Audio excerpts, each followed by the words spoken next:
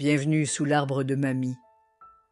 Là où ta mamie préférée te raconte ses histoires pour t'aider à grandir, mon enfant. Aujourd'hui, nous allons parler de ces questions invisibles mais puissantes. Est-ce qu'on change quand on aime? Et peut-on aimer sans se perdre? Tu sais, mon cœur, on entre souvent dans une relation avec un doux rêve, celui de se sentir aimé pour ce qu'on est. Mais ce que personne ne nous dit, c'est que l'amour nous transforme. Pas toujours comme on l'imagine, pas forcément comme dans les films, mais chaque fois qu'on s'attache, quelque chose en nous commence à bouger.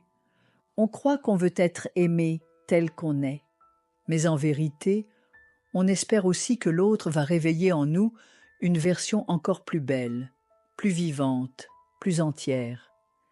C'est un peu comme si, à deux, on voulait à la fois se retrouver et se révéler. On a tous, au fond de nous, deux grandes soifs, celle d'être en sécurité et celle de se sentir libre. C'est la grande danse de la vie. Se sentir en paix, mais aussi surpris, se rapprocher, sans se dissoudre.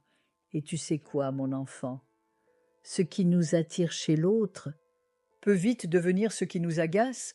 Tu es attiré par sa stabilité. Un jour, tu l'accuseras de rigidité.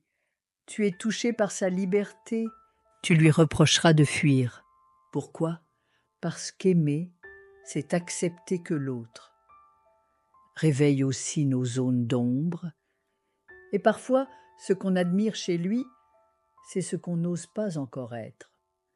Quand on se rencontre jeune, on pousse dans la même terre, on se découvre à deux, on construit ensemble nos fondations. Mais quand on se rencontre plus tard, on a déjà nos racines, nos blessures, nos valeurs. Et là, le défi devient autre. Comment créer un lien vivant sans effacer ce qu'on est devenu? Mamie te le dit avec tout son cœur, l'amour, ce n'est pas juste tenir. Ce n'est pas survivre ensemble. L'amour, c'est se sentir vivant, à deux. Et pour ça, il faut du courage. Il faut savoir s'excuser sans s'écraser, exprimer ce qu'on ressent sans accuser et surtout, cultiver la curiosité. Dis-moi, mon amour, qui es-tu en train de devenir? C'est ça, la vraie intimité. Pouvoir évoluer côte à côte sans que l'un freine l'autre. Tu veux savoir si tu es prêt pour une belle relation? Alors pose-toi cette question, mon cœur. Connaissant mes défauts, qu'est-ce qui rendrait la vie difficile avec moi? Et si tu peux répondre à ça avec humilité, alors tu tiens déjà l'une des clés. Parce que l'amour n'est pas un conte figé, c'est une œuvre vivante, une création à deux, qui demande du soin, de l'écoute et beaucoup, beaucoup de tendresse. C'était la leçon du jour. Je te dis à très vite, mon petit trésor.